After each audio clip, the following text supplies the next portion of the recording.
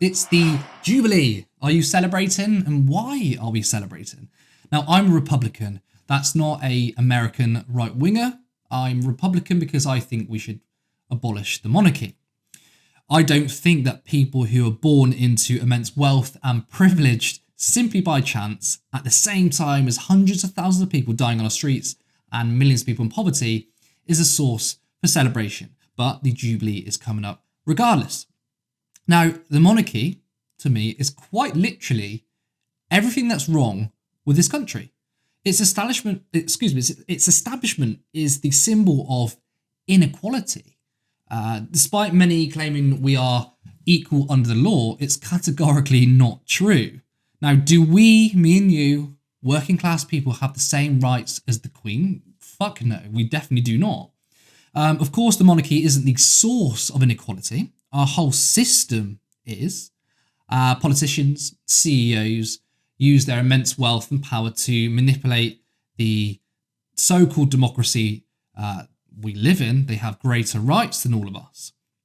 But the monarchy is out of touch. It's completely outdated and it doesn't belong in today's society. Now, I don't know if you've seen when Charles gave a speech in Parliament, he was literally sat on a golden throne talking about how we're all facing struggling times ahead. On the same day, there was a car, right, with a man in the car with just the crown. We had a whole vehicle, being driven to Parliament with just the crown in it. We literally give more value to jewellery than certain human lives. But right-wing pundits, conservative pundits lap all of this up and it's incredibly cringeworthy. Now, if you look at this headline, as you can see from The Sun, and it says, "Did I do you proud, mummy?" And it was the same speech as Charles gave in the absence of the Queen. We are an incredibly abnormal country. Now, why do conservatives love everything royal? Why do they love Brexit and imperial measurements and the monarchy itself and flag shagging? You know, it's a right-winger's dream, but how does this help struggling families today? And also, why do some everyday people love the monarchy? It's not just right-wingers, it's not just privileged people, but, you know, I've had these conversations with my friends and family, and I'm sure you have too, and yeah, everyday people also quite like the monarchy. To me, it's cognitive dissonance.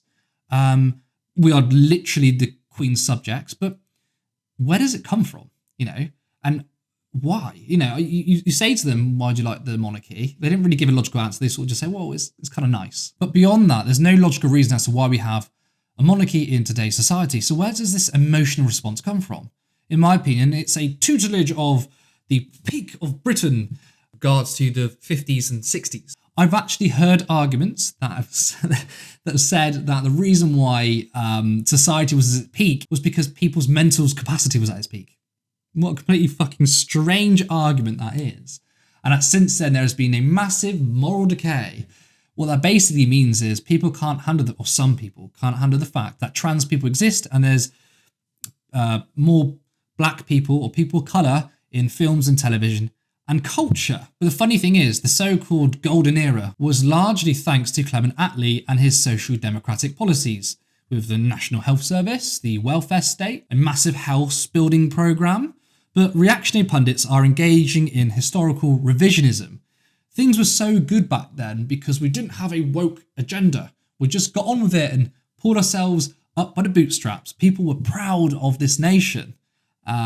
And the country has been destroyed by the lefty woke mobs. Not to mention that Thatcherism destroyed the fabric of community. Swaths of anti-working class policies were implemented.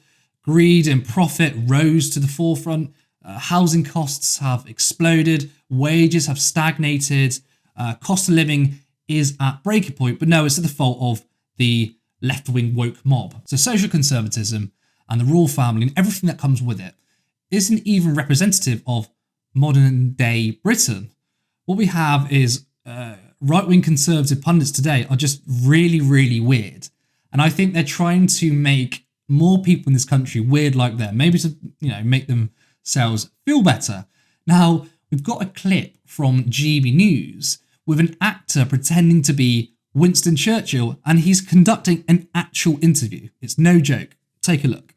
I must say, we were talking about how popular you are to this very day, so much so that you still have to have a private detective following you around. Very, very definitely. Yes. Wherever you go, you have to have your entourage with you, don't you? Absolutely. Yeah. Absolutely. We are a whole production.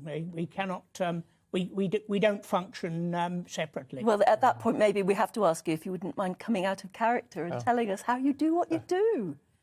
We ought to say, first of all, your name is Stan. My name is Stan, hence the Winstan. Yes, you don't appear as Winston, you appear as Winstan. Yes. To come from a personal angle for just a second, growing up British, it was quite normal. No one really cared about flags. Not that many people were interested in the Queen or all things British.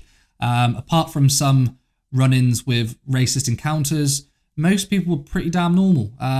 Most people were open, tolerant. They didn't have a strange infatuation with the royals.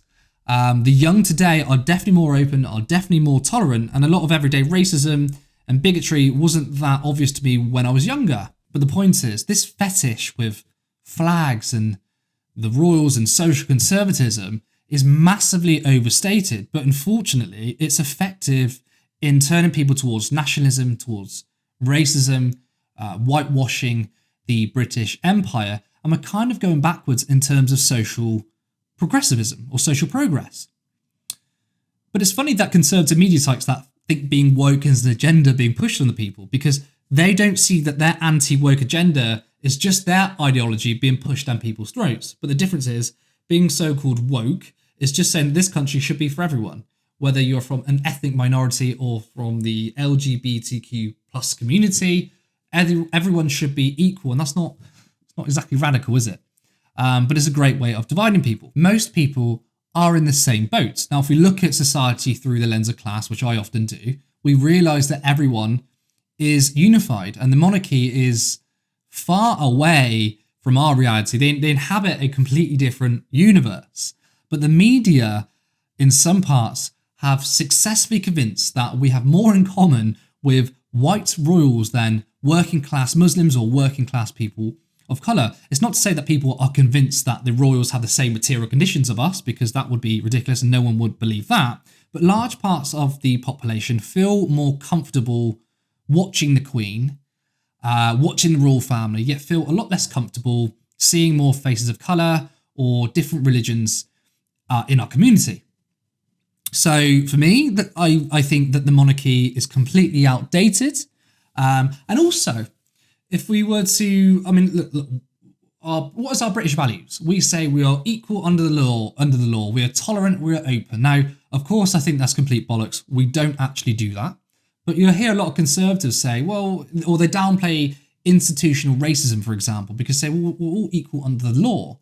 So if conservatives were consistent, then they would be in favour of abolishing the monarchy too, because they are in favour of a society in which we are open and equal. Now, of course, that's complete bollocks, and the monarchy is the epitome of an unequal, privileged society. I think it's about time that we ditch this archaic system and abolish the monarchy once and for all.